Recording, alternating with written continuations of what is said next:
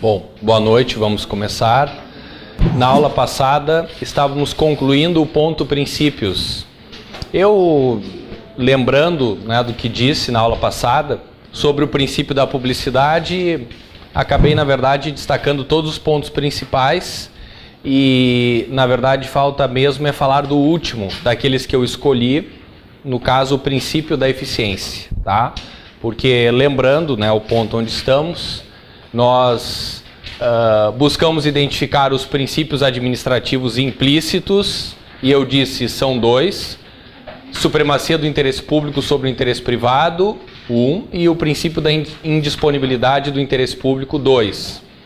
E mostrei para vocês que a soma do princípio da supremacia com o princípio da indisponibilidade compõe a síntese do regime jurídico administrativo, o poder-dever do Estado de realizar o interesse público. Depois eu fui falar dos princípios explícitos. Fiz uma lista que considero bem importante, daqueles que estão na Constituição Federal e dos lugares em que eu encontro nas leis administrativas os mais importantes. Mostrei isso na 8666 de 93, a Lei de Licitações e Contratos, na 8987 de 95, a Lei dos Serviços Públicos. Falei que também nas leis que tratam do terceiro setor, das organizações sociais, a 9637 de 98, e das OCIPs, a Lei 9790 de 99, a Lei da Improbidade, enfim, de várias leis eu falei e disse, olha, aqui nesse lugar, nesse artigo, tem uma lista de princípios administrativos e é bom identificar isso. Bom, aí eu voltei para a Constituição Federal e disse, não tenho como explicar todos, mas pelo menos os mais importantes. E aí fui falando da legalidade, da impessoalidade, da moralidade, da publicidade e agora, então, que é por onde vou começar a aula de hoje, o princípio da eficiência. Podem anotar aí uma primeira informação que talvez até surpreenda, porque eu até diria assim, começo a explicação perguntando: quando é que o princípio da eficiência entra no ordenamento jurídico brasileiro? Vou fazer duas perguntas e para ambos a resposta é difícil. Primeira, então eu vou repetir, tá? Quando é que o princípio da eficiência claramente entra no ordenamento jurídico brasileiro? Quando é que a ação administrativa, ela é pautada, orientada e controlada segundo o princípio da eficiência? Bom, uma resposta possível, se eu tenho um conhecimento superficial do assunto, é dizer, eu sei, na verdade ele surge na Constituição Federal com a emenda 19/98. Entrou lá no caput do 37. Bom, essa resposta está errada. Ele não entra no ordenamento jurídico brasileiro com a emenda constitucional 19/98. Então essa é a primeira informação. Pois aparece no Decreto-Lei 200, Decreto-Lei 200/67, artigo 26. Repito, Decreto-Lei 200/67, artigo 26. Até um posicionamento a respeito desse decreto. Eu quero estudar direito administrativo e quero estudar direito administrativo para concurso. Bom, o que eu devo ler? Em todas as aulas eu digo, ler, número 1, a legislação. Bom, mas será que esse decreto-lei, que é de 200, que o número é 200 e o ano é 67, será que esse decreto ainda pode aparecer em alguma prova? Não é muito provável. Ele não está completamente revogado. Claro que, diante da Constituição de 88, parte do Decreto-Lei 200, que é de 67, parte dele não foi recepcionado. Então eu tenho aí uma revogação que é tácita.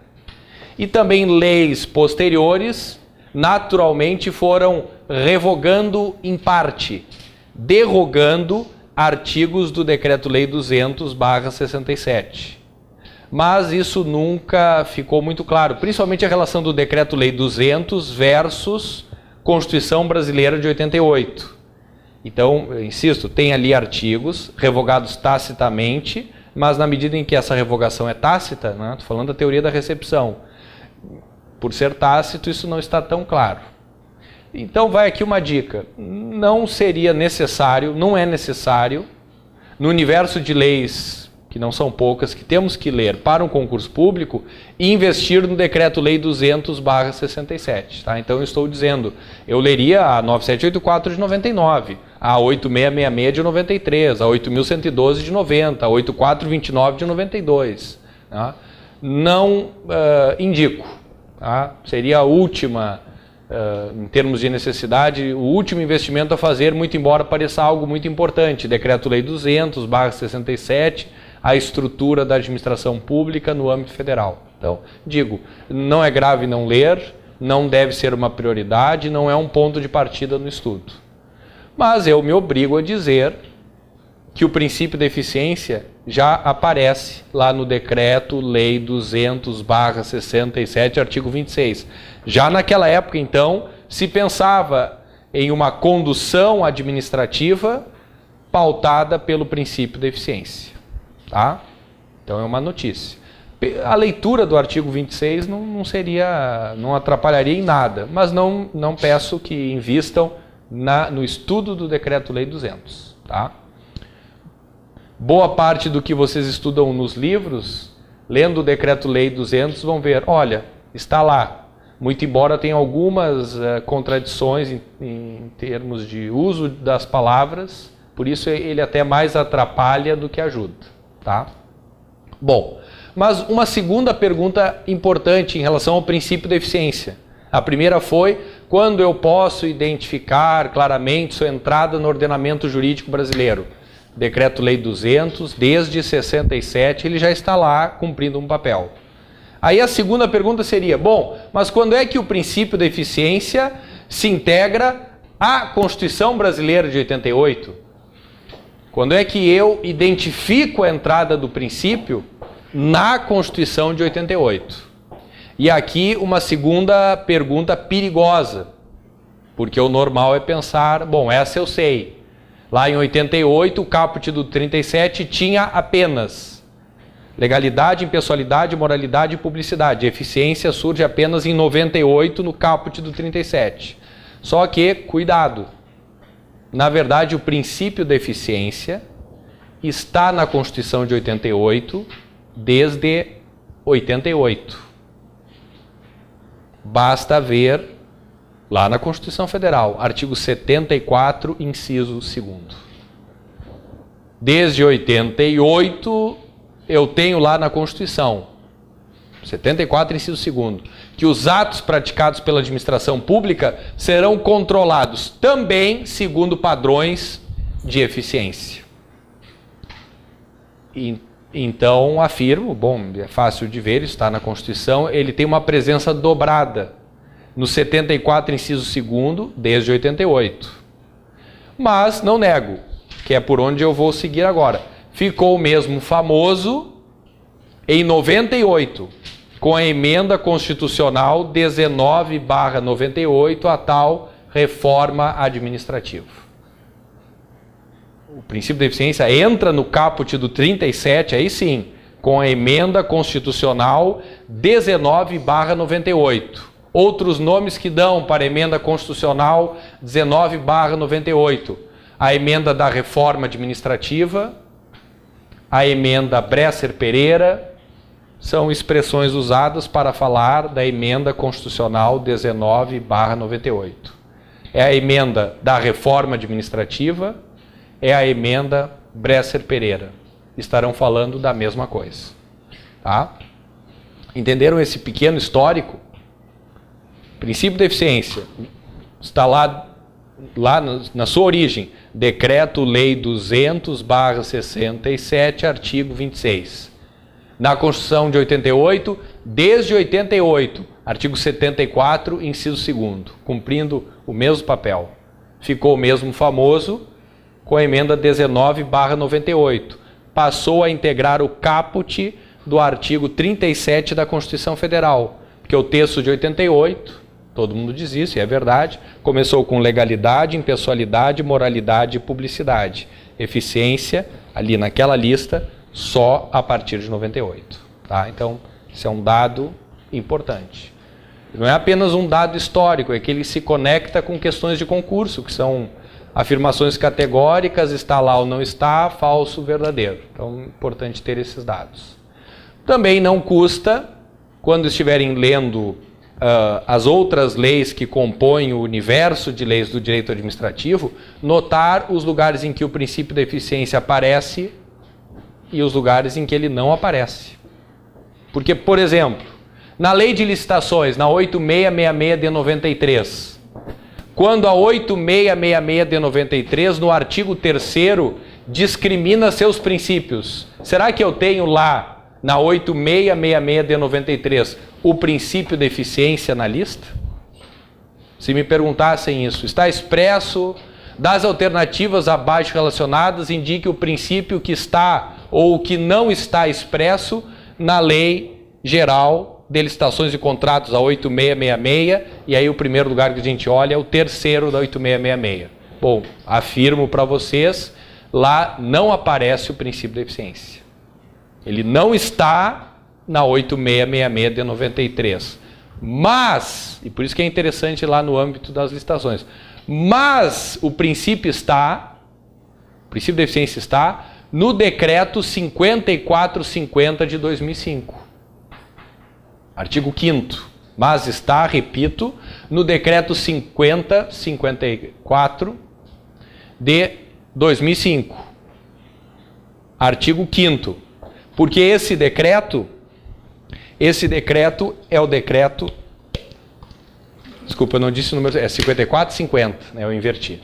Tá, perdão. Decreto 5450 de 2005. Artigo 5º.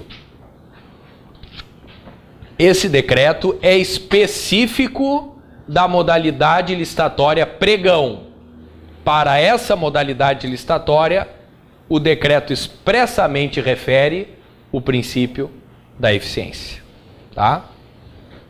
Ah, mas o que tem isso de sofisticado ou profundo? Não, apenas assim, informações, concursos, perguntas diretas, princípio da eficiência. Não vou dizer que o óbvio, a eficiência, ser eficiente, ponto. Não, tem detalhes aqui relevantes. Decreto-Lei 200, artigo 26. Constituição de 88, desde 88. Ler o 74, inciso 2º. Quando perguntam nas provas sobre controle dos atos praticados pela administração pública, normalmente as perguntas ficam entre os artigos 70 e 74 da Constituição Federal. Concentrar nesse pedaço. Porque todos os editais têm controle interno e externo dos atos praticados pela administração pública.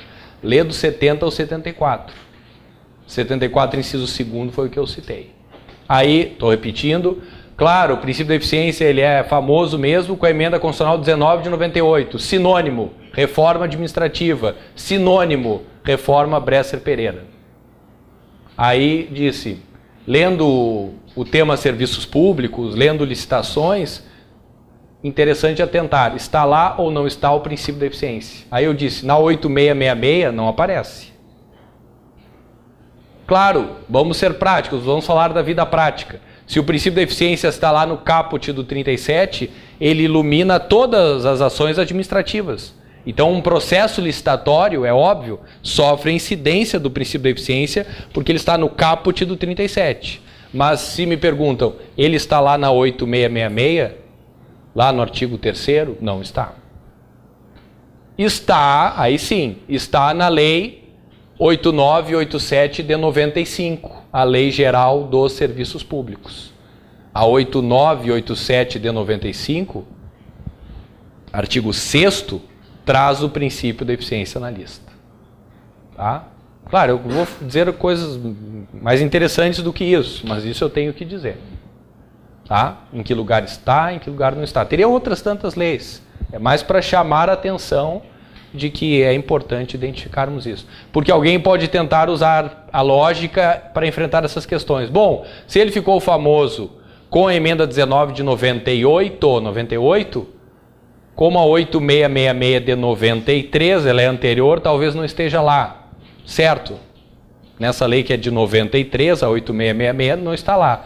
Só que essa que eu disse, 8987, é de 95, anterior a 98, e nessa está. Então não é tão fácil assim esses critérios simplificadores.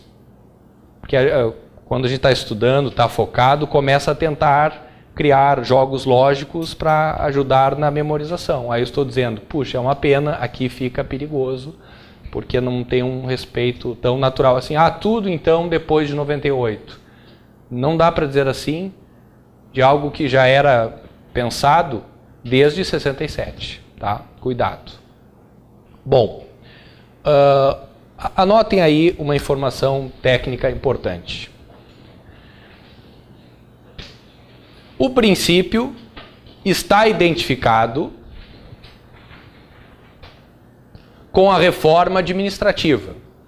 Já tinha dito isso, mas eu vou trazer um dado novo. O princípio está identificado com a reforma administrativa.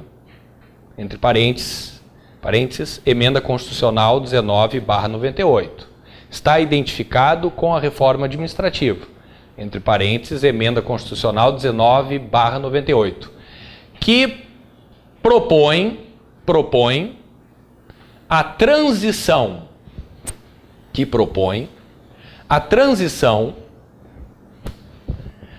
do modelo, de letra maiúscula, daqui a pouco eu vou explicar, modelo de Estado burocrático para o Estado gerencial. A transição do modelo de Estado burocrático para o Estado gerencial.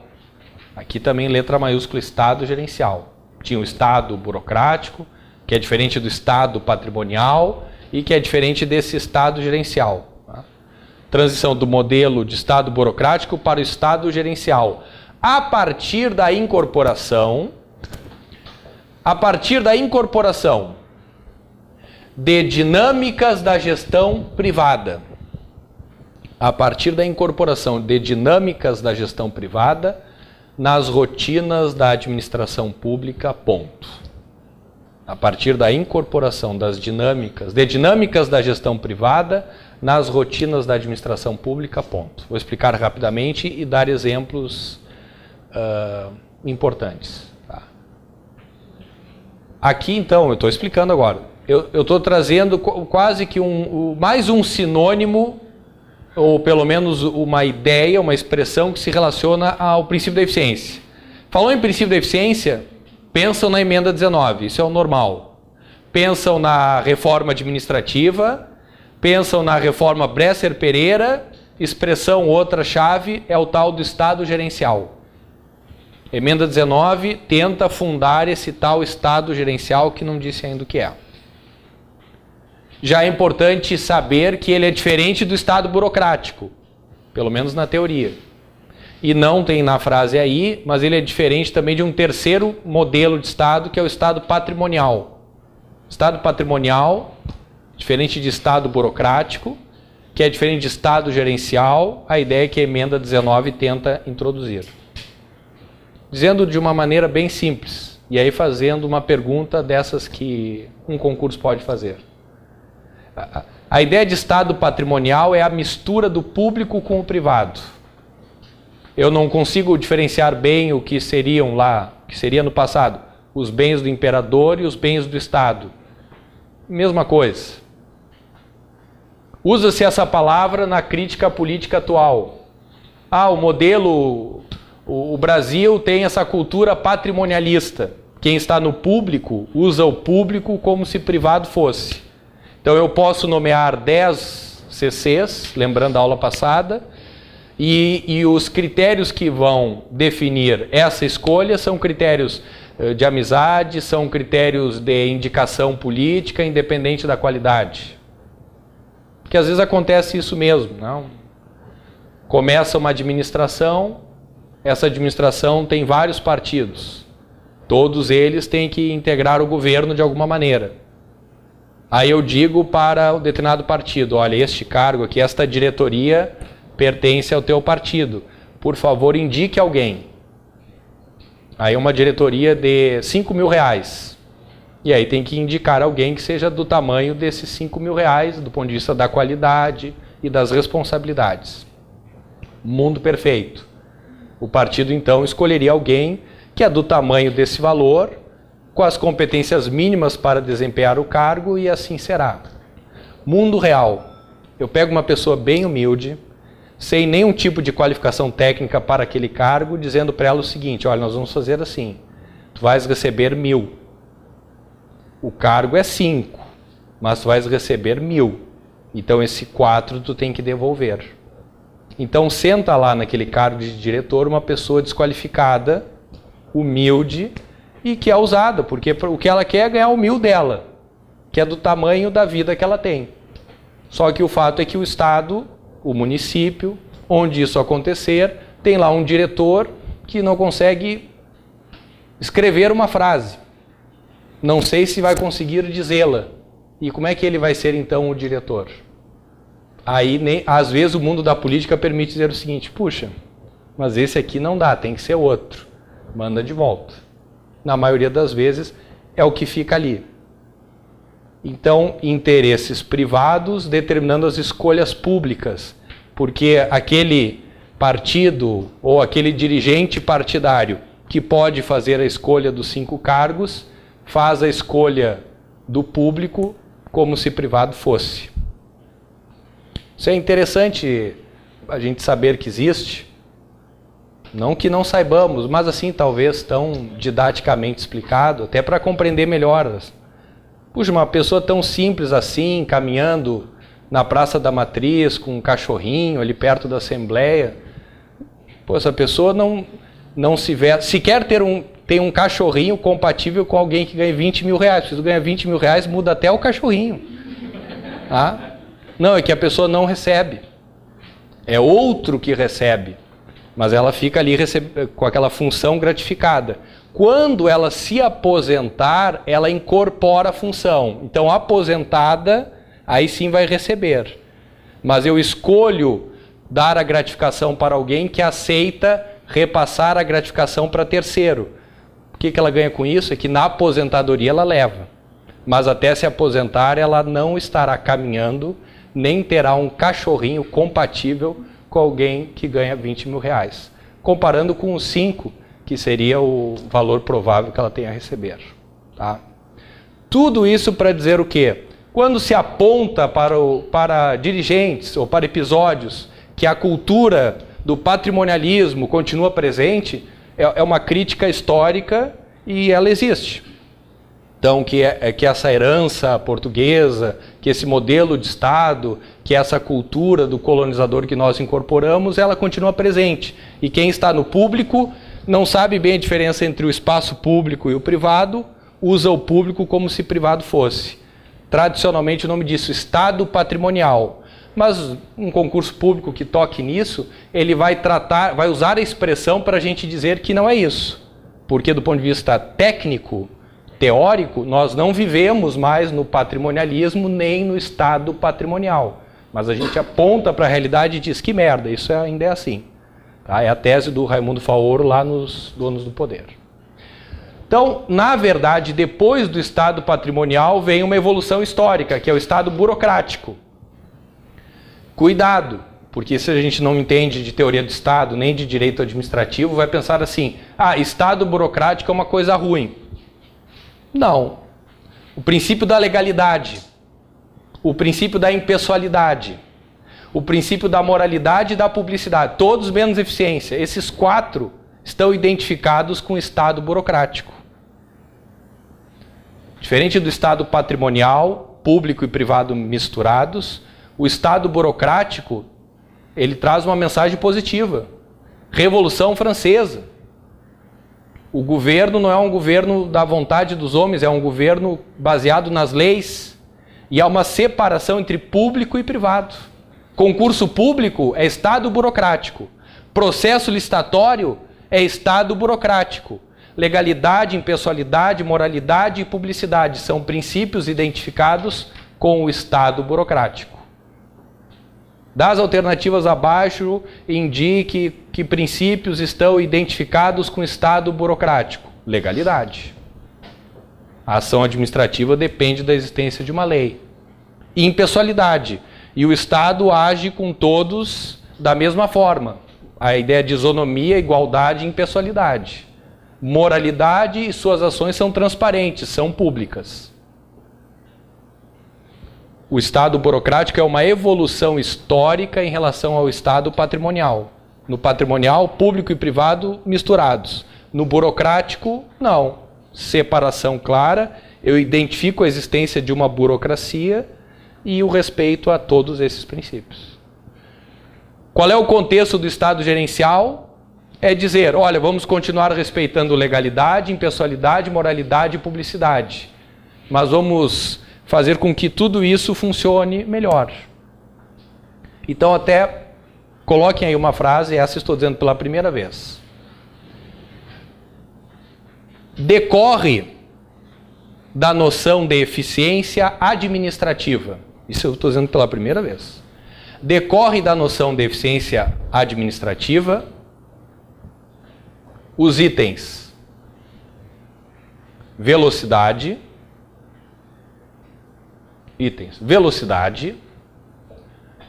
qualidade,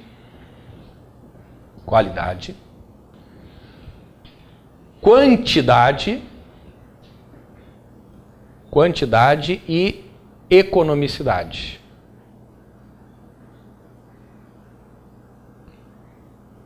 Ponto. Então, a ideia é a seguinte. As ações administrativas vão respeitar a lei, legalidade. Vão ser impessoais. Vão ser transparentes. Só que é preciso que essas ações administrativas, a concretização de políticas públicas, que isso alcance o maior número de pessoas, quantidade. Que isso ocorra da maneira mais rápida possível, velocidade.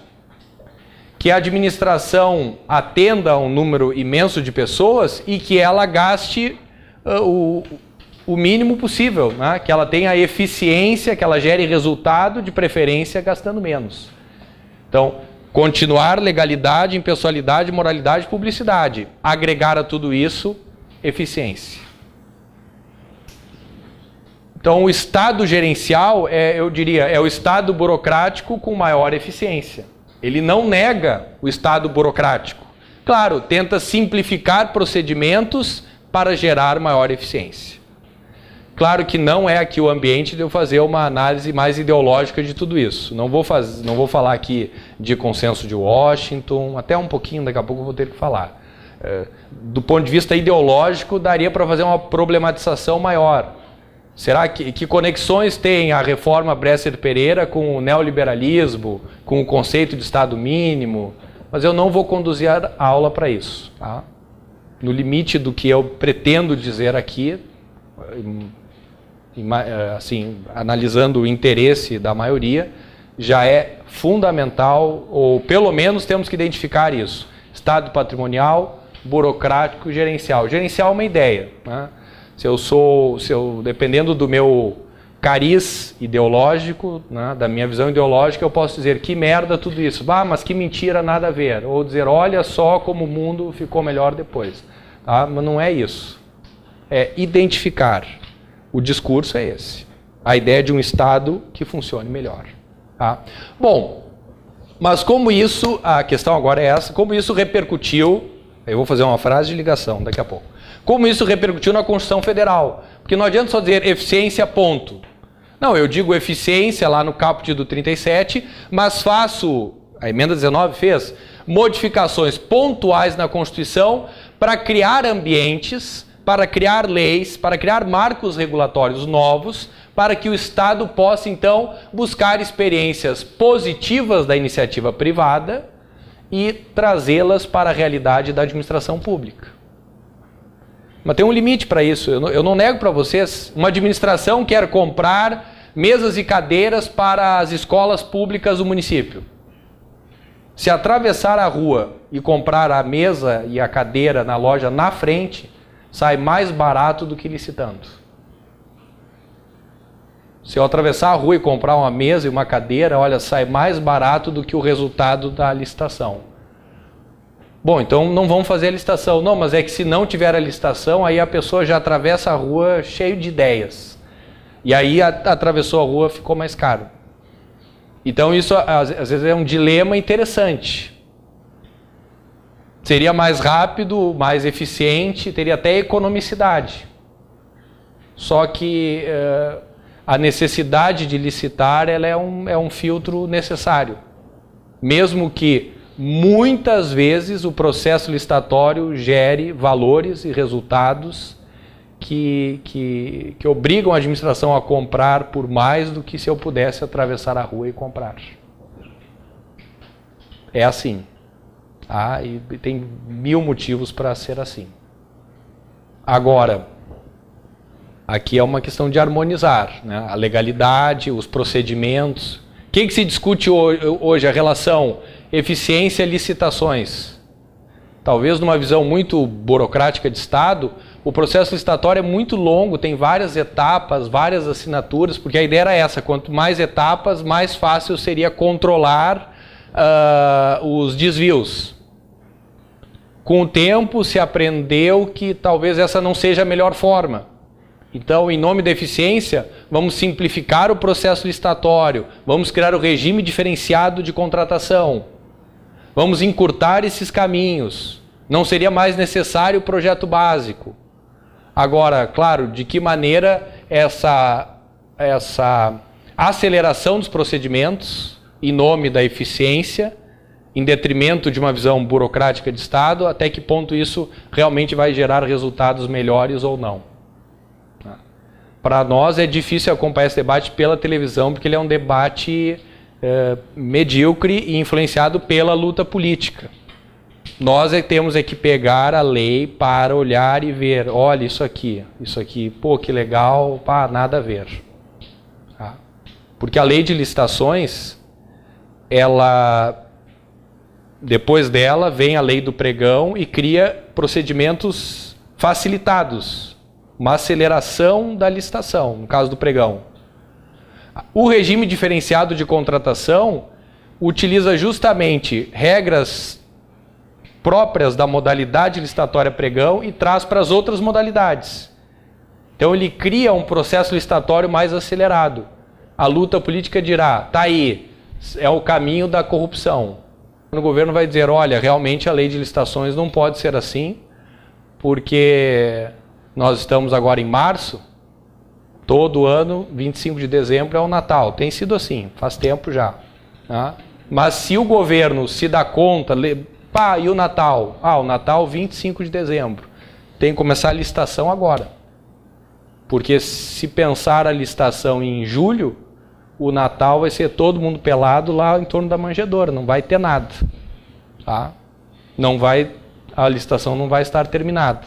E aí, como lá em novembro a licitação não terminou, aí mesmo gestores honestos fazem dispensa de licitação, inexigibilidade, fazem do jeito que dá, e aí é um descontrole total. Bom, então, a questão da eficiência ela está ligada a uma discussão permanente que se faz da atualização dessas leis.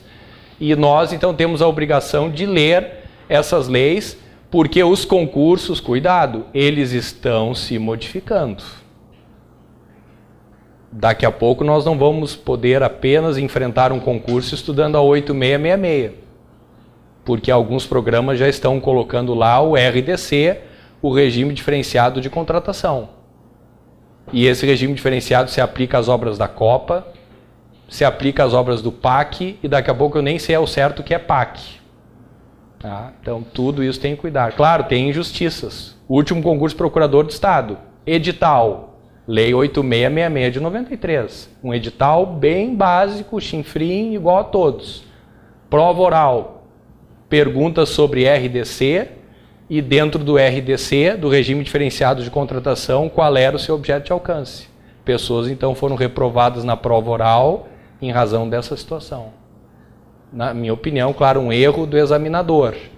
Mas os próximos editais, eles vão começar a trabalhar essa nova legislação. Então a legislação tende a uma ampliação. Tá? Por isso que eu queria falar um pouco desse espírito da legislação para nós entendermos isso. Tá? Bom, mas tudo isso a gente vai falar nas aulas que são próprias. Agora eu só queria dizer isso. Queria que anotassem o seguinte, anotem aí. A Constituição Federal foi modificada em vários artigos,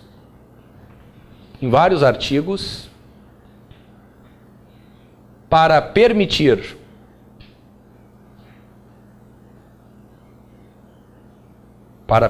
a implantação do Estado gerencial. E são exemplos importantes, 2 pontos. E são exemplos importantes, 2 pontos. Qual é a intenção dessa frase? Ela está dizendo o seguinte, olha, tudo bem, botaram eficiência lá, nós vamos então, pelo menos em 98 se quis isso, né? Não importa se para o bem ou para o mal, vamos então criar um outro modelo de Estado, Estado burocrático acelerado, Estado burocrático com eficiência. Só que a Constituição precisa mudar, porque por ali entram as leis e aí as práticas administrativas efetivas para buscar um Estado com mais velocidade, qualidade, quantidade e economicidade. Então, artigos mais importantes, quer dizer, mais importantes na minha opinião. Eu vou fazer uma lista e alguns eu vou pensar e explicar. Mas cada um é um mundo, tá? Então, 2 pontos, vamos colocar aí. 37, Constituição Federal, artigo 37, parágrafo 8º. 37, parágrafo 8º. Depois, 39, artigo 39, e dentro do 39, o caput, o parágrafo 2º, o parágrafo 3º, o parágrafo 7º, e também os artigos 41, artigo 41, e 169 da Constituição Federal. Artigo 41, artigo 169, ponto. Tá? Claro, dentro da Constituição, se eu olho lá artigo por artigo, vou encontrar outros dizendo alterado pela emenda 19, alterado pela emenda 19, alterado pela emenda 19. Tem outros. Mas, assim, os importantes. Não importantes do ponto de vista da vivência prática, importantes do ponto de vista do, olha, já perguntaram isso em algum lugar. Né? Ou talvez também são artigos que me ensinam a ler a Constituição com mais atenção e entender o que significa estudar a legislação para um concurso público. Tá? Infelizmente o mais difícil é o primeiro, mas eu vou começar por ele. 37, parágrafo 8º da Constituição Federal. Tá? Nós estamos no princípio da eficiência e aí eu disse, eu o noto em vários lugares da Constituição. E aí eu pensei esse 37, parágrafo 1º, dentro dele cabe uma pequena aula que abre para muitas coisas e que a gente tem que saber. Tá? Dentro desse 37, parágrafo 8º, dele vai sair, em minutos, as agências executivas. Se eu já estou estudando isso, já ouvi falar, posso nunca ter ouvido falar, na prática isso na vida nem tem, só cai nos concursos. Tá? Bom, o que diz lá o 37, parágrafo 8º? Eu vou explicar ele um pouco, tá? Aí a gente pode anotar uma síntese. O que diz o 37, parágrafo 8º?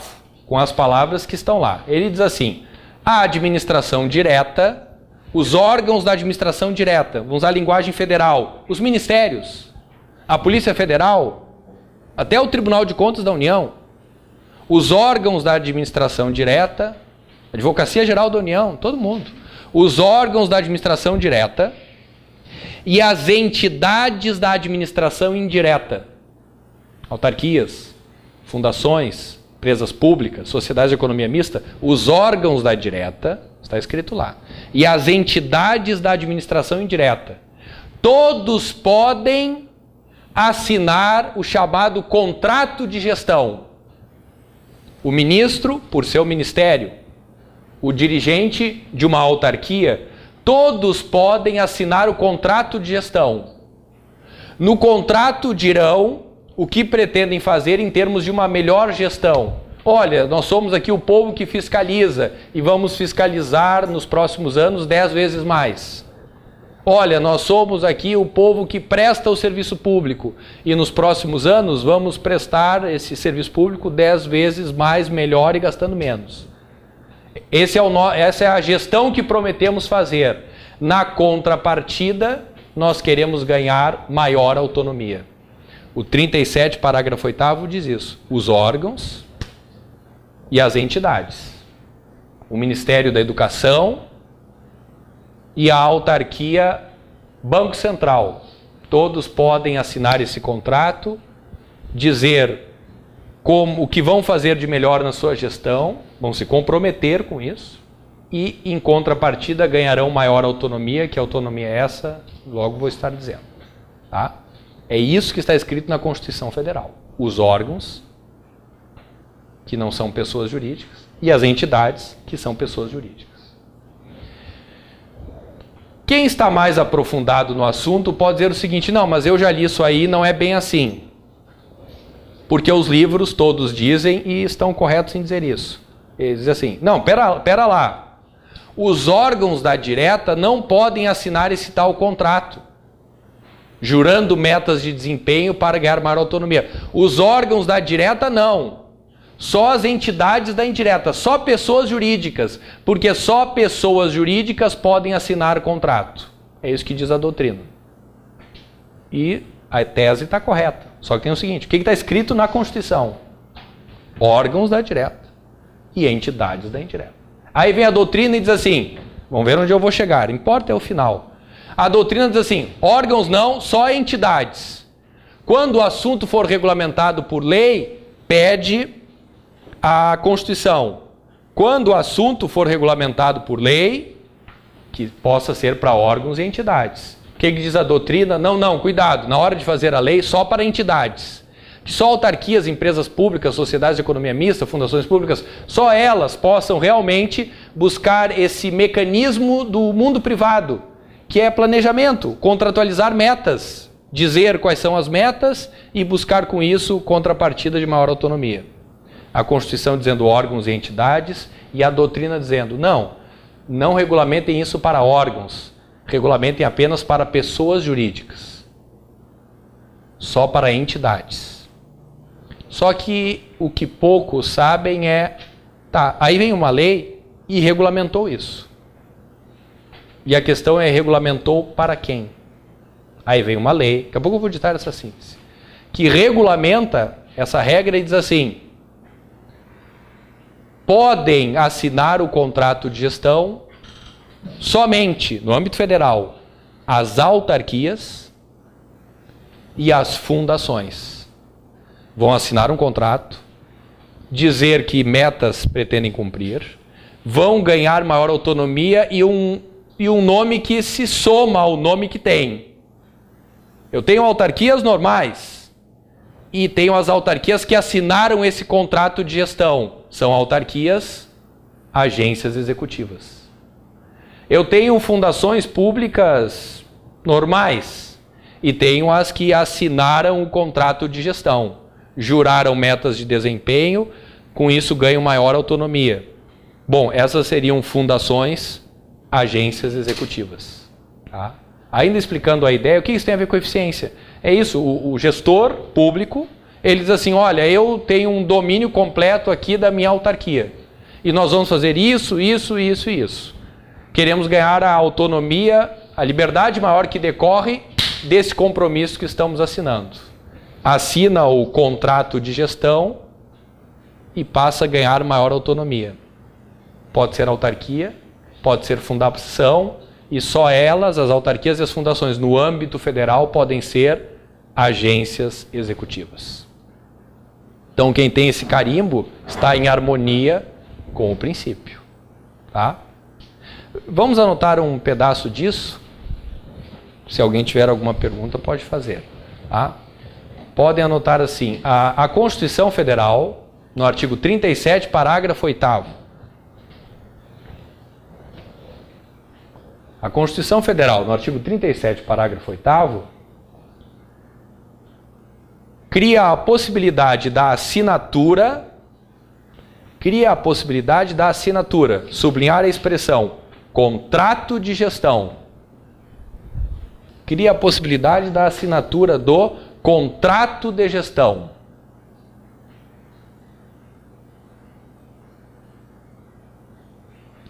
O que compromete o gestor com metas. O que compromete o gestor com metas.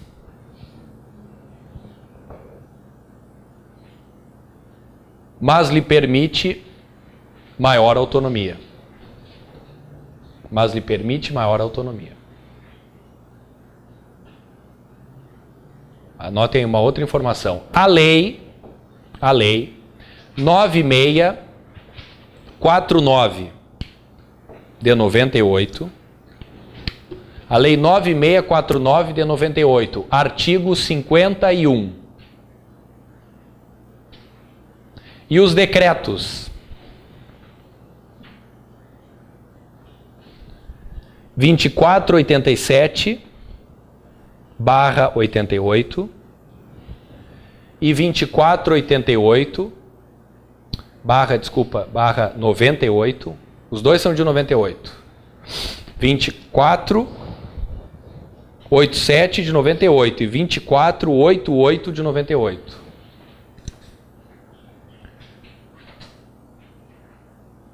Regulamentam essa possibilidade para autarquias e fundações. Regulamentam essa possibilidade para autarquias e fundações federais. Travessão. As agências executivas, ponto. As agências executivas, ponto. Então vamos lá, onde estamos? Princípio da eficiência. A Constituição dizendo, olha, que bonito seria o Estado, os gestores, comprometendo-se com metas. Olha, nos próximos 5 anos vou fazer assim, A, B, C, D, E. Em contrapartida, vou ter facilidades, que ainda não mostrei quais são. Vou ter facilidades. Bom, quem é que pode seguir esse caminho? Pela Constituição, todo mundo. Órgãos e entidades, nos termos da lei. A lei disse, calma. No âmbito federal, a lei disse assim, calma. Por enquanto, só autarquias e fundações. Procuram o ministro da pasta correspondente, juram por escrito metas, isso lhes garante automaticamente maior autonomia e esse caminho fica contratualizado. É a ideia do planejamento, da gestão, metas, resultados, dinâmicas da gestão privada para as rotinas da administração pública. Diga.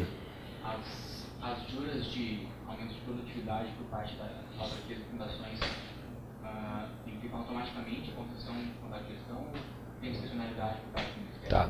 Pergunta que foi feita aqui. Sou um gestor de autarquia.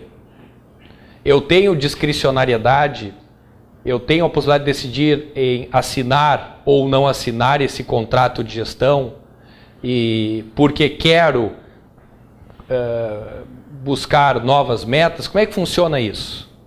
Tem a regra geral e tem a exceção. Regra geral é poder discricionário. Eu sou a autoridade mais alta do Banco Central, a autarquia, ou da Universidade Federal do Rio Grande do Sul, a autarquia, ou da Agência Nacional do Petróleo, que é uma autarquia do tipo agência reguladora, quero ou não quero assinar o contrato de gestão, exercício do poder discricionário, essa é a regra geral. Qual é a exceção? Vou dar um exemplo. Existem casos em que a lei que cria a autarquia define essa autarquia aqui tem que assinar o contrato de gestão. Regra geral, ser escolha. Regra geral, a lei nada a dizer sobre isso. E se nada diz, entendi. É uma escolha. Mas em alguns casos, eu leio a lei e a lei diz, olha, aqui, isso aqui tem que assinar. Tem que assinar. Tá? Para dar um exemplo, só quero posicionar melhor isso, porque eu ainda não estou dando aula de administração pública e alguns podem não ter uma compreensão boa disso aí. Tá, mas é suficiente entender o seguinte, eu tenho a administração direta, tenho a indireta. No âmbito federal, no estado e no município, um personagem importante da administração direta, as autarquias. Porto Alegre tem autarquias, administração municipal. O estado do Rio Grande do Sul tem autarquias, o IP é uma autarquia. No âmbito federal, nós temos muitas autarquias, o Banco Central é uma autarquia, a Universidade Federal do Rio Grande do Sul é uma autarquia. E nós temos, no âmbito federal, autarquias do tipo agências reguladoras. A Anatel é uma autarquia, agência reguladora. A Anvisa é uma autarquia, agência reguladora. A ANEEL é uma autarquia, agência reguladora. Todas as agências reguladoras que temos são autarquias. Foram criadas autarquias. Logo, eu tenho autarquias, agências reguladoras, tipo Anatel, que podem querer ou não, os seus dirigentes decidir, querer ou não assinar o contrato de gestão. Se isso ocorresse, eu teria na Anatel uma autarquia do tipo agência reguladora, que por ter assinado o contrato de gestão é uma agência executiva, ela teria esse triplo nome, seria uma autarquia, agência reguladora, agência executiva, porque ela não é apenas uma autarquia, agência reguladora, ela é uma autarquia, agência reguladora, que resolveu botar no papel metas de desempenho para buscar maior autonomia. Então ela seria, repito, uma autarquia, agência reguladora, agência executiva. Ah, mas que drama isso aí, agora eu tenho que saber se a Anatel, a Anvisa, a Ancine, a ANTAC, a NTT, se elas são ou não são. Não, não precisa saber. Precisa saber que elas são autarquias, precisa saber que elas são autarquias, agências reguladoras. Na aula de administração pública eu vou falar sobre isso, mas essa volta eu dei para dizer o seguinte, algumas autarquias, agências reguladoras têm na sua lei essa ordem. Está aqui a lei, criando essa agência reguladora, cuja natureza é uma autarquia, e ela tem que assinar o contrato de gestão. Então eu tenho aqui a obrigação da assinatura do contrato de gestão. Até anotem aí. A ANS, Agência Nacional de Saúde, a ANS, Lei 9961 de 2000, artigo 14, a ANS, Lei 9961 de 2000, artigo 14, tem o dever de assinar o contrato de gestão. Até colocaria aí travessão. Ela é o quê? Ela é uma autarquia, agência reguladora, agência executiva. Tem o dever de assinar o contrato de gestão. Ela é uma autarquia, como o Banco Central é. Só que ela é uma autarquia, agência reguladora. E mais do que isso, é uma autarquia, agência reguladora, agência executiva. Porque para ela nem tem escolha. O normal é ser uma escolha, aderir ou não aderir a esse papo aí do princípio da eficiência e do 37, parágrafo 8º. Para ela não tem uma escolha. Bom, afirmo, não é nenhum concurso chegará nesse nível de detalhamento. Ah, tenho que saber que a ANS e a Anvisa são dois exemplos em que é obrigatório. Aí, assim, não é preciso com certeza saber até aí. Mas ter a percepção, mesmo antes de uma aula de administração pública, essa aula não dei ainda, que é possível ao mesmo tempo ser uma autarquia, eu posso ser apenas uma autarquia, URGS, autarquia. Eu posso ser uma autarquia, agência reguladora, Anatel. E eu posso ser uma autarquia, agência reguladora, agência executiva, Agência Nacional de Saúde, a Anvisa é um caso também. Tá? Então, esses conceitos, eles existem. O que é a história, então, dessa agência executiva? É um carimbo que está ligado à ideia da eficiência. É alguém que assinou porque quis ou teve que assinar o contrato de gestão. Essa expressão, contrato de gestão, ela é perigosa, cuidado, porque ela aparece em outros mundos do direito administrativo e não tendo nada a ver com o tema. Quem lembra isso? Quem é que assina contrato de gestão para nascer? As organizações sociais, Lei 9637 de 98, ou são as OCIPs, Lei 9790 de 99? As OCIPs, 9790 de 99, dependem da assinatura de um termo de parceria. As OS, Organizações Sociais, Lei 9637 de 98, nascem a partir da assinatura de um contrato de gestão. A expressão é a mesma, contrato de gestão, Lei 9637 de 98. OS, terceiro setor. Infelizmente, nada a ver com a expressão contrato de gestão, que surge agora na aula, ligada ainda com o princípio da eficiência. Tá? Ou seja, a expressão contrato de gestão lá não tem nada a ver com a ideia daqui. Tá? Pelo menos agora, né? Depois as coisas vão se conectando. Isso que eu estou trazendo agora não é uma explicação simples. Porque aqui vários eu sei que estão estudando há um bom tempo e tem outros que podem estar começando agora. Esse dado que eu trago é um dado que tem um certo nível de sofisticação. Nunca ouvi isso, nem estou entendendo muito bem. Normal. Normal. Puxa, mas eu estudo há muito tempo direito administrativo, isso eu não tinha lido ainda. Está estudando estranhamente. Tá? Porque isso aí é uma coisa básica. Estudou eficiência, aparece. Estudou administração pública, aparece pela segunda vez. Tá? Isso aí tem que saber. Claro, fica lá na memória. Agência executiva. Tá, mas agência executiva, agência reguladora, agência. Não, calma. Eu posso ser uma agência reguladora e não ser agência executiva. Porque aí vem os jogos de palavras. Toda agência executiva é agência reguladora? Não, porque uma fundação pode ser agência executiva. Todas as agências reguladoras são agências executivas? Não, tem que assinar o contrato de gestão. É isso que às vezes, claro, se eu não domino essa base, esse jogo de palavras vira um negócio infernal. Tá? Mas falta dizer o seguinte, coloquem aí.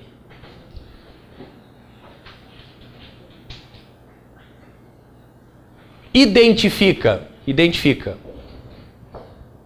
o grau maior de autonomia alcançado por uma agência executiva, identifica o grau maior grau de autonomia alcançado por uma agência executiva, o que está previsto na lei 8666 de 93.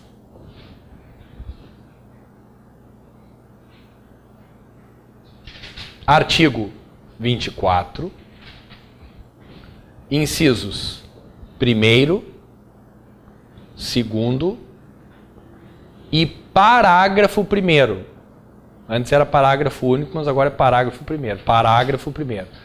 O que tem lá na lei de licitações e que tem a ver com esse assunto aí? Tá? Vamos lá. Qual é a ideia? Eu sou uma autarquia. E eu sou uma autarquia que se propôs a assinar o contrato de gestão para ganhar maior autonomia. Então eu já botei lá no papel que eu vou fazer ABCDE. Eu estou contratualizando metas, eu estou me comprometendo com esse troço aí. Claro que alguém pode estar raciocinando na prática, dizendo assim, tá, mas se eu estou lá o dirigente, eu vou entrar nessa aí? Provavelmente não. Eu não estou dizendo que isso na vida aconteceu, que as agências executivas caminham pela rua. Estou até para dizer que nem tem. Só cai na prova. Tá?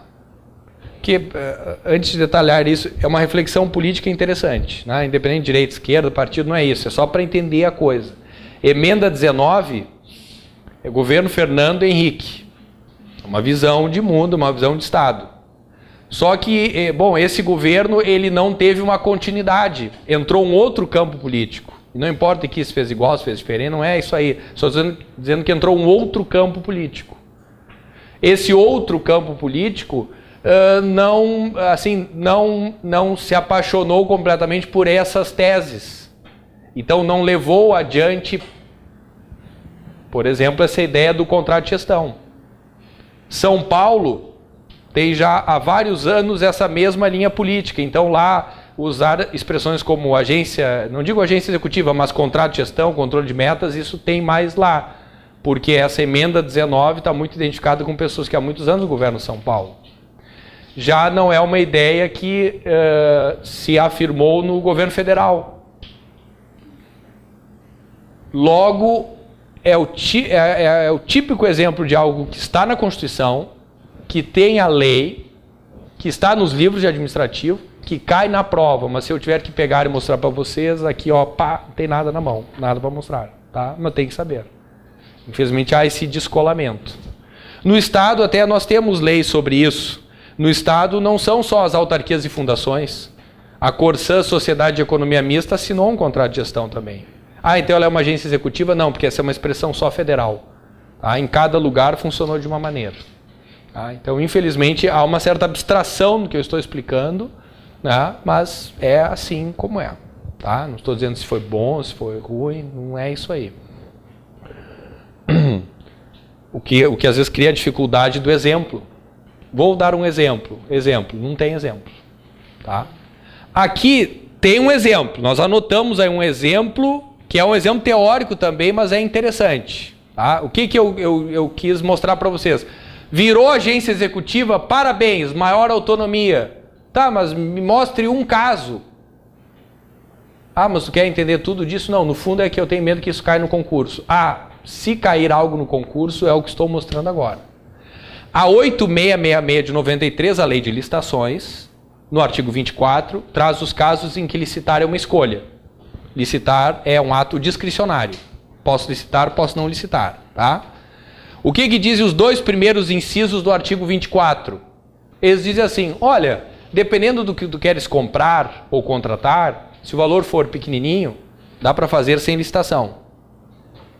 24, inciso 1º, 24, inciso 2º, está lá. Se as compras e as obras e a contratação de serviços não ultrapassar 10% do valor limite de uma carta convite, compras até 8 mil, obras até 15 mil, licitar é uma escolha, licitar é dispensável, licitar é ato discricionário.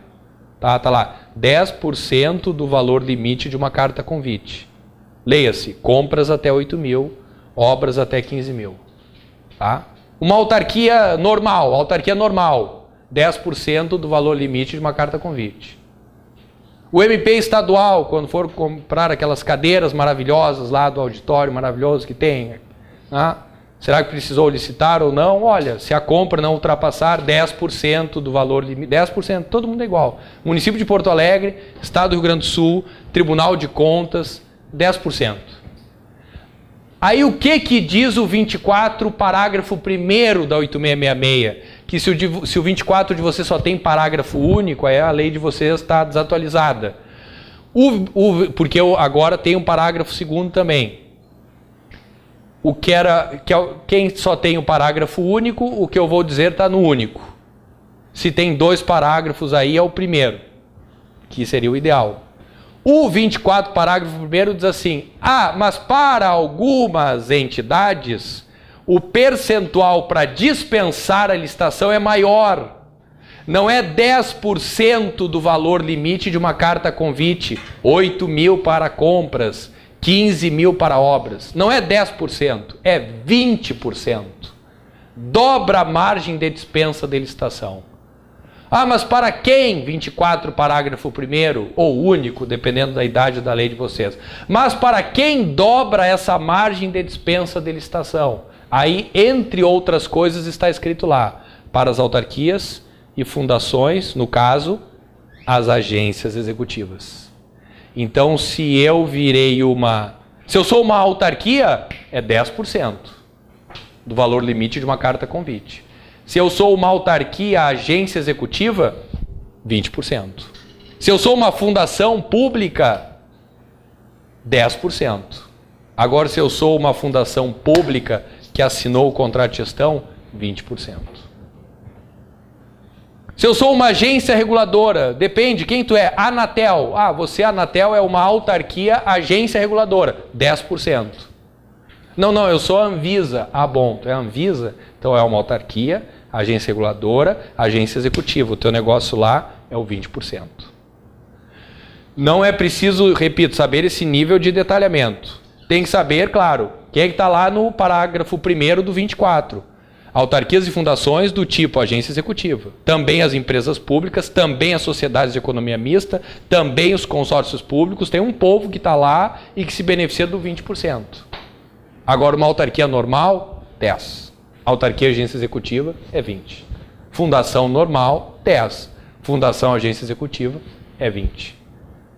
Porque, em nome do princípio da eficiência, assinaram um contrato de gestão, comprometeram-se com metas, ganharam maior autonomia. Me deu um exemplo disso? Dobrou a margem de dispensa de licitação.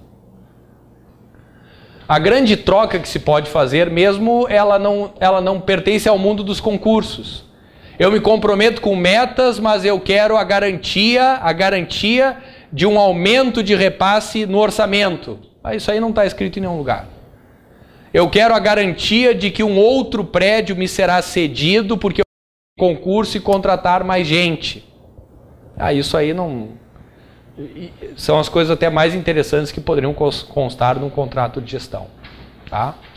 Mas, assim, do universo do mais plausível, 8666 ajuda a entender um pouco isso. Diga. Professor, eu entendi que a 9649 estabeleceu que só autarquias e fundações podem firmar contratos. Isso. Como é que a 8666 autoriza a sociedade de economia mista e outras formas possam firmar contratos? Certo. Pergunta que ele faz. A regulamentação para ser agência executiva é só para autarquias e fundações por enquanto. Correto. Tá? Bom, quando fizeram a 8666 de 93, a lei de licitações, vamos sendo didático, ela diz o seguinte: olha, eu, lei de licitações, vou definir para quem a margem de dispensa de licitação é maior. A lei pensando e falando, olha, eu vou definir. Bom, eu vou primeiro colocar não todas as autarquias e fundações, só as agências executivas. Tá bem. Quem mais vou colocar nessa lista? Eu vou colocar nessa lista também as pessoas jurídicas de direito privado, empresas públicas e sociedades de economia mista, porque elas têm um regime jurídico que é meio público, meio privado. Então, para criar facilidades para essas entidades, eu também vou jogá-los para dentro. É uma escolha política. Ela não contraria nada. Então, essas não precisam ser... Não precisam, porque assim como os consórcios públicos que surgiram inclusive depois, porque eles vêm da 11.107 de 2005. Tá? Autarquia e fundação normal, 10%. Virou agência executiva, 20%. Empresas públicas e sociedades de economia mista, elas nem podem virar agência executiva. O que não quer dizer que elas não tenham, porque são o que são, não possam se beneficiar desse percentual maior. Tá? E os consórcios públicos, que ainda surgem bem depois, que não estão autorizados a virar agências executivas, esses já entram na lei, entram lá no 24, parágrafo 1º, com esse benefício também. Tá? É algo intrincado isso, eu sei, né? Mas preocupação de concurso. Colocam lá na prova uma coisa simples assim. Segundo a Constituição Federal, somente entidades administrativas podem assinar o contrato de gestão e ganhar maior autonomia. Somente entidades, só quem tem personalidade jurídica. Segundo a Constituição, somente entidades. Errado? Errado. A Constituição diz órgãos e entidades. A doutrina é que diz, olha, que merda, órgãos nada a ver, tem que ser só entidades. A doutrina diz só entidades. A Constituição diz órgãos e entidades.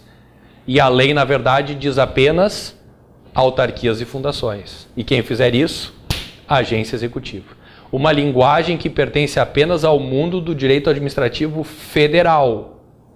É diferente a linguagem estadual. Mas os examinadores estaduais não têm uma boa compreensão disso, então vocês leem isso nos manuais nacionais, estudam a legislação federal e está certo. Tá? Agência executiva estadual não existe. Só se uma lei estadual atribuísse esse nome. Não é o caso do Rio Grande do Sul. Tá? Mas também não quero... A ideia é simples, princípio da eficiência. Ora, eficiência é eficiência, pô. Né? Ser mais eficiente, vou dizer o quê? Se o Pontes de Miranda no Tratado das Ações pode dizer que cheque é cheque, eu me permito dizer que eficiência é eficiência. Tá? Agora, claro, concurso de juiz federal 2000, prova dissertativa, disserte sobre o princípio da eficiência. Aí tem lá 20 minutos para falar sobre isso. Eficiência é eficiência. Calma. Né? Pô, decreto-lei 200, já estava lá. Na Constituição de 88, 74, inciso 2º. Ficou importante, emenda 19, reforma administrativa, Bresser Pereira. Legalidade, impessoalidade, moralidade, publicidade com mais eficiência. Bom, mas essa eficiência de que maneira? Depois de fazer essa introdução, eu pegaria artigos da Constituição Federal para explicar, olha aqui a ideia de dinâmicas da gestão privada jogadas para rotinas da administração pública. O exemplo 1 que eu dei foi esse aí, contratualizar metas. E isso está na vida, assim, próxima de vocês. Se a gente não vive a administração pública, não sabe. Porto Alegre criou uma fundação pública de direito privado na área da saúde. Essa fundação pública de direito privado, ela é um braço da administração pública, é uma entidade da administração indireta, mas ela é contratada pela administração direta via contrato de gestão. Nesse contrato de gestão, a fundação diz que atividades vai cumprir na área de saúde básica. Vai contratar os agentes comunitários de saúde, os agentes de combate às endemias, os médicos, fazer concurso, é fundação pública de direito privado, todo mundo seletista, para desempenhar essa atividade. E recebe do governo, da administração direta, recurso que tem que ser espelhado no serviço que está sendo prestado. Então, ao invés de terceirizar serviço para uma empresa privada, eu contrato o IMESF, que é uma fundação pública de direito privado. Contrato de gestão. Essa expressão está em vários lugares. Tá? Mas é claro, se pegar um exemplo... Vamos falar então sobre o IMESF. Aí nós ficamos aqui 15 aulas falando sobre isso. Então, claro, elementos, conceitos, algumas ideias vocês têm que dominar sobre isso. Bom, já estamos quase no intervalo. Eu fiz uma lista de artigos, quero pelo menos mostrar mais 3, que são curtinhos, não são como esse aí que eu acabei de mostrar. Mostra esses 3, nós vamos para o intervalo. Pela ordem, agora eu quero mostrar pela ordem da minha explicação, não pela lista que está aí. Eu pulo o 39 caput, pulo, e vou explicar o 39 parágrafo 2º. Tá? Pulo o caput, coloco aí o parágrafo 2º. Para mostrar uma coisa bem simples. Tá? Mostrar uma coisa bem simples. Estou olhando para o 39 parágrafo 2º e ele está identificado com o princípio da eficiência. Por quê? Porque ele diz assim, em nome do princípio da eficiência, é preciso criar, está lá a expressão, as escolas de governo. Tem que criar as escolas de governo, está escrito lá. O que é isso? Ora, escola de governo, escola para governar melhor, cursos de qualificação para servidores, em síntese. Cursos de qualificação para servidores. Não que esses cursos não existissem, mas a ideia da Constituição foi, em nome da eficiência, nós estamos aqui dando uma ordem. Eu quero ver esse troço institucionalizado, eu quero saber onde é, eu quero poder chegar no lugar e dizer, está aqui a escola de governo. Tá? Em cima do que está no 39, parágrafo 2º, eu faço uma frase, logo vou entender onde eu quero chegar. A frase é a seguinte: segundo está expresso na Constituição Federal, a União, os estados, os municípios e o Distrito Federal têm a obrigação de criar escolas de governo, cursos de qualificação para servidores, concretizando assim o princípio da eficiência. Frase que disse, falsa ou verdadeira? Tá? A União, os estados, os municípios e o Distrito Federal, tarará, frase falsa. Por quê? Porque lá tem União, tem estados, tem Distrito Federal e não tem municípios. Só isso, tá? Profundidade de um pires. Profundidade 0. Só que o negócio é o seguinte, município não tem na frase. União, estados, Distrito Federal, município não tem. Então, claro, é uma coisa banal, mas no concurso vira, com a Constituição na mão a gente erra. Porque quando vê lá União, estados, já enxerga todo mundo, já é uma fotografia. Eu me mudei recentemente, fim de semana, mas até bem pouco tempo atrás, para sair dos cursos e passar em casa, eu passava por um lugar, se é de vocês, desculpa, tá? Que ensina as pessoas leitura dinâmica. Passaram até em cursos, divulgaram isso. Teve uma aula que eu até tive que sair para eles falarem daquilo ali. E eu não posso negar, 2 anos eu seco aquilo ali, porque eu passo e digo, vai ver que hoje eu vou chegar lá, vai estar fechado, vai estar aluga-se. Chego lá, está aberto. Me dá medo até. Porque assim, estudar para o concurso, leitura dinâmica, nada a ver.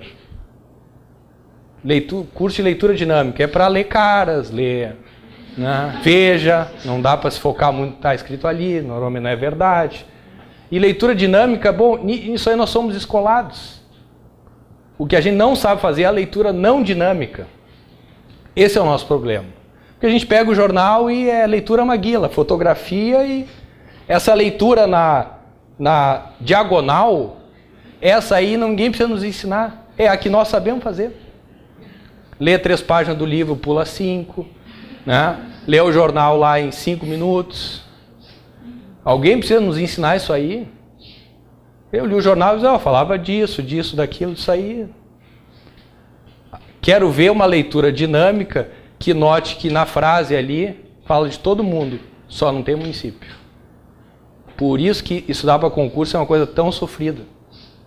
Porque a vida está cada vez mais veloz, tudo é veloz, e estudar para o concurso é o contrário disso. Não, estudar para o concurso é o jeito tradicional. É a luz na mesa, é a lei, palavra por palavra, e ainda método Teletubbies, porque é de novo, tem que ir repetindo. Tá? Então, nada aqui pode ser dinâmico. É uma coisa assim super antiquada, velhíssima. Tá? União, Estados, Distrito Federal, município. Tem na frase? Tem. Não tem? Não tem. Não tem.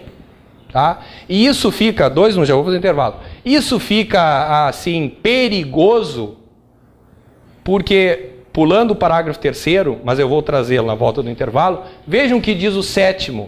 Comparem o 39 parágrafo 2º com o 39 parágrafo 7º. Na memória vira uma mancha, porque eles estão falando a mesma coisa. O 39 parágrafo 7º, assim como o 39 parágrafo 2º, fala de qualificar servidores, possibilitar cursos para os servidores. Só que o 39 parágrafo 2º usa a expressão escolas de governo, diz que tem que fazer isso aí, só o município não está obrigado, porque o nome dele não aparece. Já o 39 parágrafo 7º fala da União, dos estados, dos municípios e do Distrito Federal. Aí tem os 4, dizendo que para os 4, se existirem recursos, se diante de uma atuação mais eficiente os recursos existirem, que isso seja transformado em cursos de qualificação para os servidores e até, mediante lei, adicional para premiar produtividade. Escolas de governo, essa expressão só tem no parágrafo 2º, não está casada com municípios. Agora, qualificar servidores, 39, parágrafo 7º. Aí é para a União, Estados, municípios e Distrito Federal. Tem uma lógica. Se eu digo que o município é obrigado a criar escolas de governo, meu Deus do céu, tem um município que é 2, 3 quadras, uma pracinha no meio, era isso. Aí você tem que ter escola de governo, nem o prefeito deve ser alfabetizado, vai ter escola de governo, não tem nada lá. Não tem nada lá. Então, tem lógica, tira o município da frase. Eu não posso obrigar a todos os municípios uma escola de governo, não sei nem se tem escola lá. Tá? Agora, o 39, parágrafo 7º, está dizendo o seguinte, olha, mas se tem recurso, se faz sentido, aí todo mundo tem que qualificar servidores, premiá-los por produtividade, é o 39, parágrafo 7º. De novo, qual é a dificuldade disso aí? A dificuldade é ter lido isso um dia e ter lido, não de forma dinâmica, não a leitura na diagonal. O que nós temos é que estudar, essa escola é que tinha que estar cheia, a escola da leitura não dinâmica, da escola que nos ensine a ter serenidade de ler alguma coisa linha por linha. Porque até cartão de Dia dos Namorados a gente já lê na... mas já terminou de ler? Já terminei. Tá, então o que que diz aí? Ah, que tu me ama. Tá, isso aí não precisa. Vai dizer, te odeio. Mas de repente ali tem uma coisinha diferente, assim, um clichêzinho. Ah, como nunca, amei ninguém. Pode ter um clichê. Sim, uma coisa chique dessas, né? Que é o raio de sol que entrou, assim. Porque é difícil não ser brega nessas horas, né? Tanto que a gente já tem, diante da expectativa de que vai ser um como tantos outros que nós já recebemos, a gente nem isso aí lê direito. Tá? E aí o mais grave é o seguinte, essa leitura dinâmica do estudo, depois ela vai para a prova, porque eu digo, não, na prova eu vou ser atento. Na prova. Aí não, com 2 minutos de prova já está lendo assim também. Tá? Então nós temos que encher, repito, a dificuldade não é a leitura dinâmica. É a leitura não dinâmica. É a leitura que vai até o final da frase. Porque aqui mesmo aqui eu disse uma frase imensa. Só estava errado uma palavra, município. Então é um negócio terrível. Por isso que metade da aula eu sinto daqui, ficam suando Ritalina. Tá? Intervalo.